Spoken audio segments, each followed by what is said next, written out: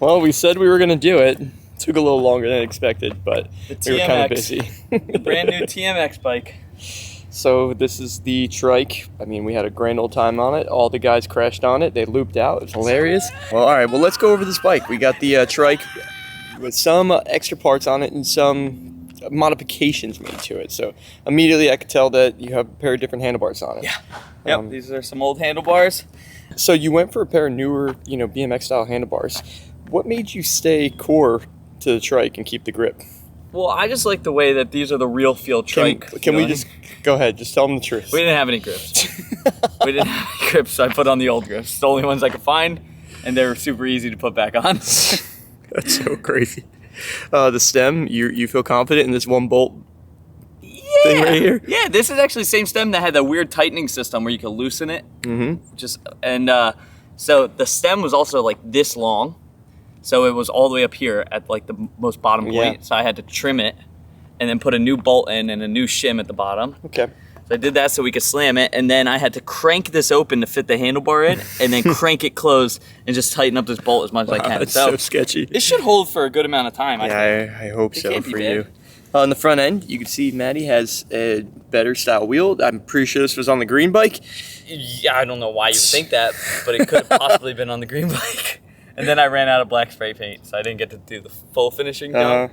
But I thought the little green accent was nice. Yeah, so. It's nice. You see the pegs are on there, which is awesome. That's exciting. But what's up with the old tires? Why we didn't have any new tires on there? Well, I thought about putting BMX tires, but I only had a bunch of different ones in different sizes. So you wanted to match. So at the same time, I looked at the white walls. I was like, dude, the white walls just look so cool on the bike. Like, they look so good. Yeah, it does look pretty good. So I was like, might as well just leave them. Let's just blow these things out, and then we'll swap the tires. Okay, fair enough. And they'll probably blow out this session.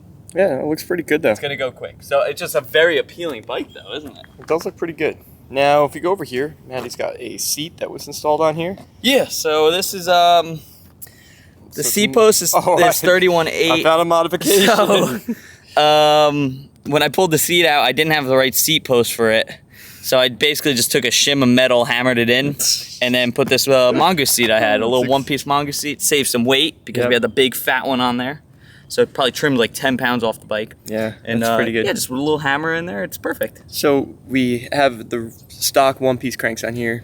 We want to put three-piece cranks on here, but we got to get a bigger sprocket. That's the goal. Yeah, so we'll get to that. We'll get to that.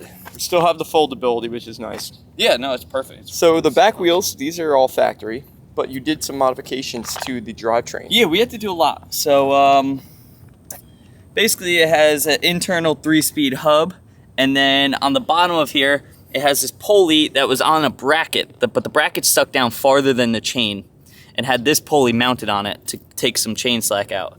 But the issue is, if we're gonna be trying to grind this thing, doing all this stuff, I can't have like this metal lever hanging out the bottom. So I just trimmed that off, and then I drilled through the frame and put the pulley upside down. And the pulley, I'm not looking to take like too much chain tension off, but it's more just to keep as like a chain guide, so it doesn't pop off. It's a long distance between the chain and the freewheel back there.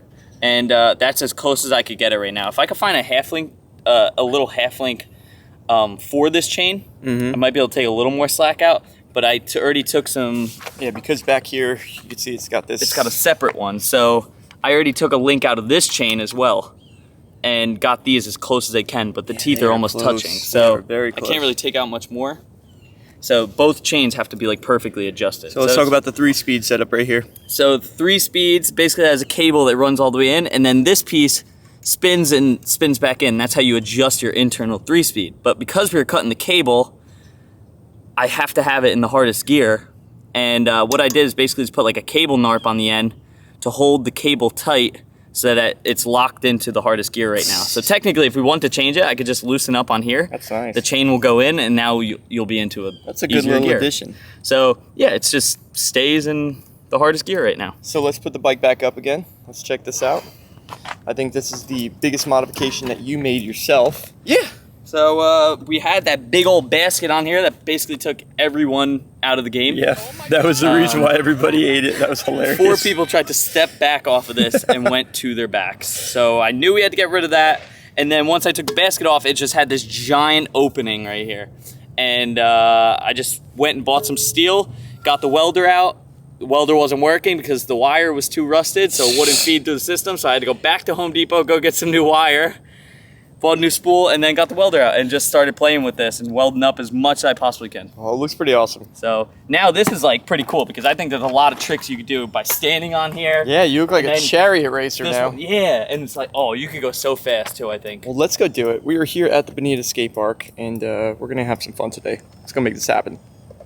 Yeah, I don't know about that. Well, maybe. I think you could do something. Maybe. All right, let's go. So this is not the finished product of the trike. Today's goal is to see what we need to work on, what we need to fix on it, what could be better, what could be adjusted, and yeah, it's gonna be a little bit of trial and error today, but we're gonna try to have fun along the way. So let's get straight into it. Oh, here we go. Oh, it actually doesn't feel bad in there. Oh, it looks good. Oh, that looks pretty cool.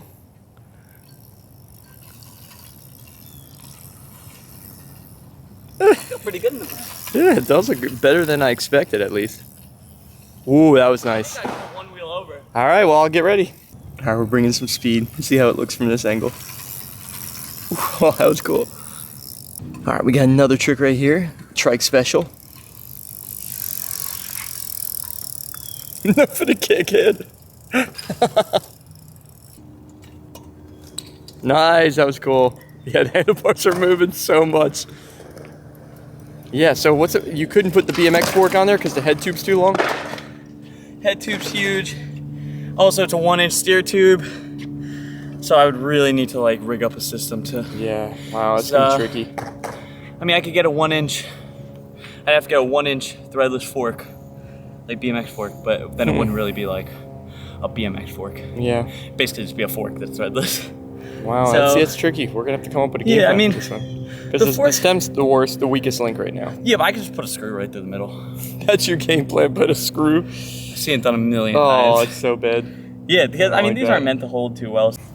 So we're trying to work on the foot pads that he put on, seeing if the manuals work with it. That was pretty good. That was awesome. So the problem is he can't really get this bike in the air too much, but this is actually a perfect setup. If he could bring some speed, yeah, I'll get out of the danger zone for sure. Yeah, you're in but the spot, God. all right, moment of truth. This is the first real commitment. Oh my goodness, that was quick. It's not what I imagined, but it did actually work. I would like him to like grind off the edge of it. So easy. Bars gonna go forward, but All right, just put the bike in there. We're not dropping in. We can't do it. We can't trust this bike. If we had everything that was going to work, you could send it, but no. Just go put the bike in there, and just I want to see you do some chariots of fire around here, just ripping, and then a trick fly out. This is so sketchy. Oh my goodness. Oh, nice. Those bars, they need some serious help. Like I said, this was a test session. We were just trying to figure out what we need to work on with it. But hey, we're making some progress, man. I'm really impressed with the work that Matty did on it. And yeah, really excited for the future when we get to have all the guys ride it again. Maybe we'll see if we can replicate all those loop outs. But yeah, that's it for this one. Hope you guys enjoyed it. If any of you BMX heads, you bike heads in general, have any game plan for what we should do with those forks, try to make like more of a BMX style fork, more of a BMX style stem, please put in the comments. I'd be very interested to hear. And yeah, hopefully we can make it a little bit better. So guys, that's it for this one. We'll see you next time. Peace.